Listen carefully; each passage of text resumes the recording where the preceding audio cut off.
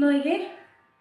N പൂവേ പൊൻപൂവേ ആരീരാരം പൂവേ കനവും നീ നിനവും നീ വായോ വായോ വാവേ ഉണ്ണിക്കണ്ണായെന്നും അവിടെ ഒരു മ്യൂസിക് കൊടുക്കുന്നുണ്ട്. ഓക്കെ, ഉണ്ണിക്കണ്ണായെന്നും. പിന്നെ അവിടെ മ്യൂസിക്കില്ല. ആദ്യം ഒരു ഉണ്ണിക്കണ്ണ എന്നും പറഞ്ഞിട്ട് അവിടെ ചെറിയൊരു ഇത് വായിക്കുന്നുണ്ട്. അത് കഴിഞ്ഞിട്ടാണ് നമ്മൾ വീണ്ടും അത് റിപ്പീറ്റ് ചെയ്യുന്നുണ്ട്. ഉണ്ണിക്കണ്ണായെന്നും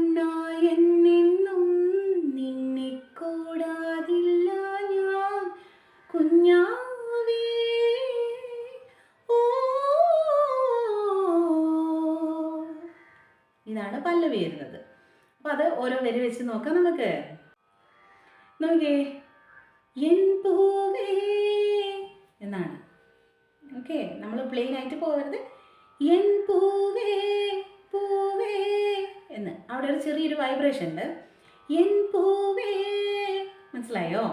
പൊൻപൂവേ അവിടെ ചെറിയൊരു വൈബ്രേഷൻ ഉണ്ട് പൂവേ എന്ന് പറയുന്ന സ്ഥലത്ത്. ഓക്കെ, എൻ പൂവേ പൊൻപൂവേ അവിടെ പ്ലെയിൻ അല്ലല്ലോ, അവിടെ ചെറിയൊരു സംഗതി ഇല്ലേ, അത് ശ്രദ്ധിച്ച് പാടിയാൽ മതി. ആരീരാരം ആരീരാരം പൂവേ പൂ പൂവേ എന്നാണ്. ഓക്കെ, പൂ എന്നുള്ളത് അവിടെ ഒരു നോട്ടുണ്ട്, ശ്രദ്ധിക്കുക. പൂ പൂവേ എന്നാണ്.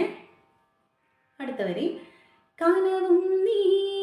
അതേപോലെ തന്നെ നീ എന്ന് പറയുന്ന സ്ഥലത്തും ചെറിയൊരു വൈബ്രേഷൻ ഉണ്ട്. നോക്കിക്കേ, കനവും നീ നീ ആ, ഈ ഒരു സംഗതിയാണ് അവിടെ കൊടുത്തിട്ടുള്ളത്. ഓക്കെ, കനവും നീ നിനവും നീ അവിടെ ആ ഒരു ചെറിയൊരു സംഗതി ഉണ്ട്. നിനവും നീ ആ ആ ആര് സംഗതി കൊടുക്കണം.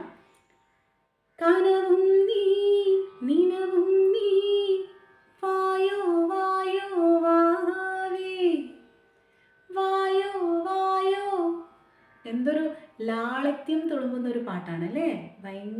നമുക്ക് ഭയങ്കര ഒരു ഇഷ്ടം തോന്നുന്ന ഒരു പാട്ടാണ്. അപ്പോൾ ആ ഒരു ലാളിത്യം നമ്മളെ പാട്ടിൽ നമ്മൾ കൊടുക്കണം. അവിടെയാണ് നമ്മൾ പാടുമ്പോൾ ഈ ഒരു പാട്ട് ക്ലിയർ ആയിട്ട് വരുള്ളൂ.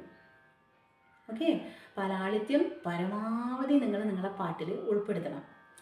വായോ വായോ എന്നൊക്കെ പറയുമ്പോൾ ശ്രദ്ധിച്ചില്ലേ?